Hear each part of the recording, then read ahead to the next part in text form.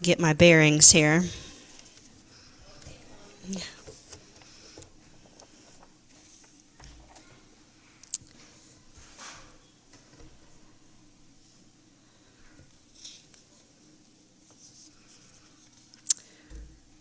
I'm just going to go ahead and get right in it. There are moments when faith does not deepen through belief. It deepens through refusal. Through a single word that costs more than silence. No. Not shouted or dramatic, rarely accompanied by approval. Just a quiet internal line that you realize you can no longer cross. A lot of us were taught that faith grows through yes. Yes to doctrine, yes to authority, yes to endurance, yes to unity. But there comes a moment, if we're paying attention, when faith grows instead through the courage to say no. And the fifth principle of Unitarian Universalism is often described as the principle of democracy. The right of conscience and the use of the democratic process within our congregations and society at large. But the fifth principle at its core is not about voting. It's about protection. It's the principle that protects what I call the sacred no. Because conscience is not about what we approve. It's about what we can no longer participate in. And once that line is crossed, silence is no longer neutral. It becomes consent. And this morning I will do three things. I will name how conscience actually shows up in our lives. I'll tell you why silence becomes dangerous. And I'll reclaim the fifth principle as protection and not just procedure. Many of us, especially women and people shaped by religious communities, were trained early to endure, to stay, to be patient, to forgive prematurely, to keep praying when action was needed, to keep the peace even when peace came at the cost of truth. We were taught that faithfulness looks like endurance, that love looks like staying quiet. We learned to spiritualize our own disappearance. But conscience is not endurance. Conscience is the moment when patience becomes complicity. Conscience is the moment when you realize that what you're being asked to tolerate is not neutral at all, but harmful. And one of the most difficult things about conscience is that it rarely arrives as an all-out argument. It doesn't come neatly packaged in theology. It arrives through the body, as nausea, as grief, a tightness that you feel in your chest, as a sudden inability to keep participating in what once felt normal. You don't decide, it decides you. And once it does, you cannot unknow it. I want to tell you about a moment of spiritual violation when my own sacred no spoke before I had the language to defend it. It was during my season of infertility, which was a long season of 15 years, believe it or not. A season of grief that I didn't yet know how to fully grasp. Because infertility grief is often spiritualized or minimized or rushed toward some kind of resolution. And in that raw, vulnerable place, at the church I was then involved with. I was heavily pressured to hold another member's infant and march around the sanctuary. Oh yes, I was. It was framed as faith, as prayer, as opening myself to receive, as a kind of spiritual intervention, as if holding someone else's baby publicly, performatively, might somehow unblock my spirit, as if my body were a problem to be fixed, as if I had some sin that was like a rotten tooth that needed to be extracted. Everything in me in that moment resisted, undeniably and unmistakably. What was happening to me in that moment was not healing. It was not pastoral care. It was an entire community deciding that my grief and my body were instruments to be used for a spiritual theory that I had not consented to. My sacred no was very much there within me, but I had not yet been taught that it mattered. And that is how harm happens in religious spaces. Not always through obvious cruelty, but through coercion disguised as care or spiritual wisdom. And the fifth principle exists for moments like this. It says that no authority, no pastor, no prayer circle, no well-meaning congregation gets to override your conscience or your autonomy in the name of God. But that was not the last time my conscience spoke before I had the words to protect it. I was also a part of a small home group through this same church. And we were just a group of 7 women. We were intimate together. We were prayerful. We were committed. And then one of the women's 6-year-old child died. And a couple of months after that happened, the child's mother attempted suicide. And after that, after the most desperate signal a human being can send, our small group leader decided there's no more to be done. And just like that, contact stopped. No more meals, no more calls, no more presents, no more prayers. The community called it closure. Yeah, terrible. Not exaggerating. They said, we have closure. We need to move on from this. But something in me broke open and would not close again. Because I knew this is not faith. This is abandonment, wearing a religious mask.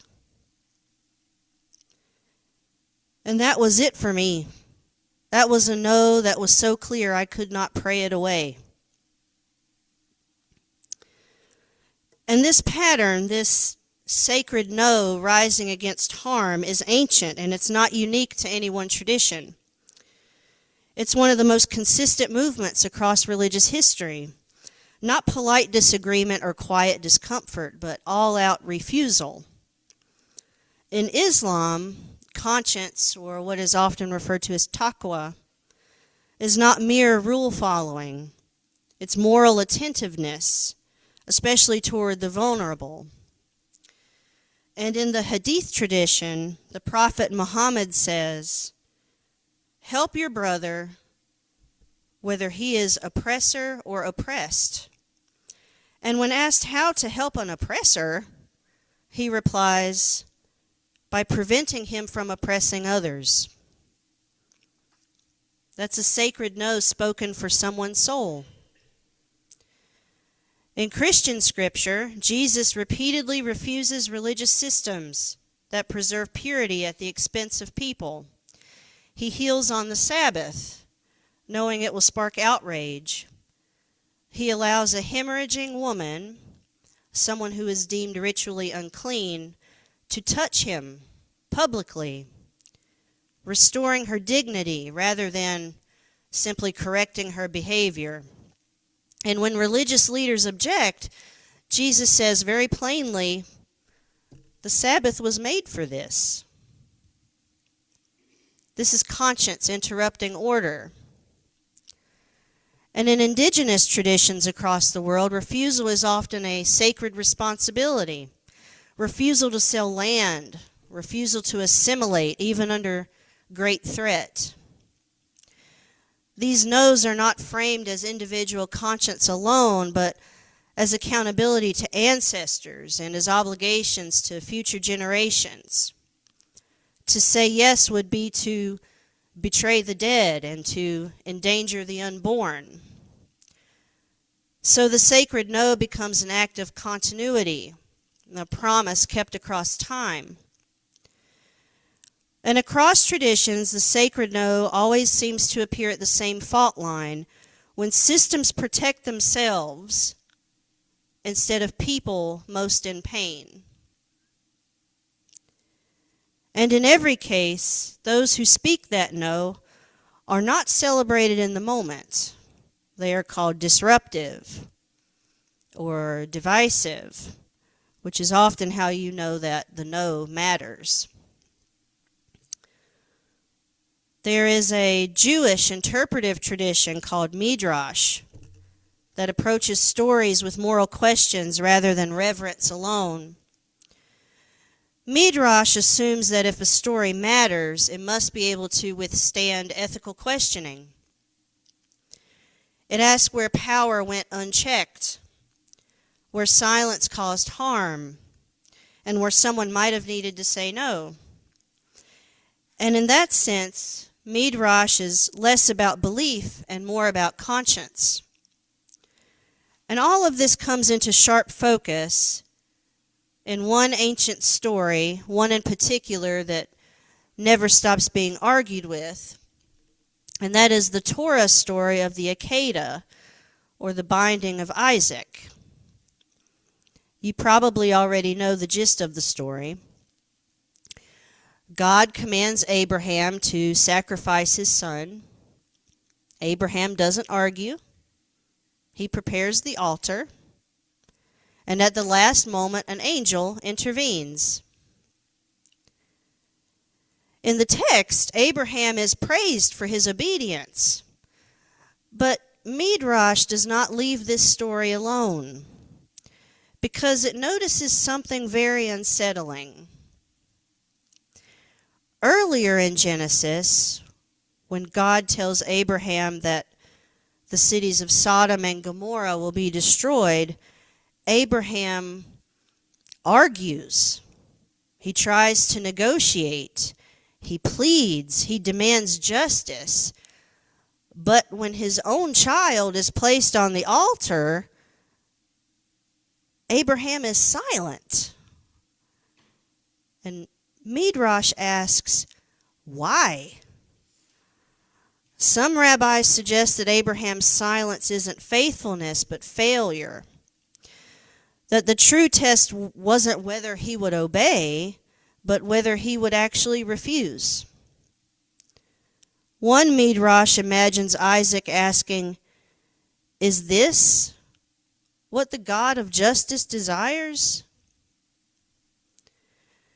Another imagines Sarah dying not from old age, but from grief when she learns what nearly happened. And in one interpretation, God never wanted the sacrifice at all. God was waiting for Abraham to say no. This is not considered blasphemy in Judaism, it's devotion. Midrash teaches that obedience is not the highest virtue. Conscience is. And that even God must be held accountable to justice. This is why Midrash matters for us, because it names something many of us were never allowed to consider, that refusing a command can be a faithful response, and that unquestioning obedience is not holiness. It refuses to sanctify suffering. It insists that if a tradition cannot survive moral questioning, it's not worthy of our loyalty. The fifth principle is, in many ways, our very own UU Midrash. It says, we will not end the story where obedience overrides conscience. We will not end the story where the vulnerable are sacrificed for the sake of order. We will not end the story where community harmony is valued more than life itself. The fifth principle protects the right to interrupt at the altar, to say no more, not this way, not at this cost. Midrash reminds us that faith does not require silence. And let's be honest, church is often where the sacred no can be the least welcome. Churches value consensus, predictability, emotional manageability. But grief is not manageable. Trauma doesn't revolve on a schedule.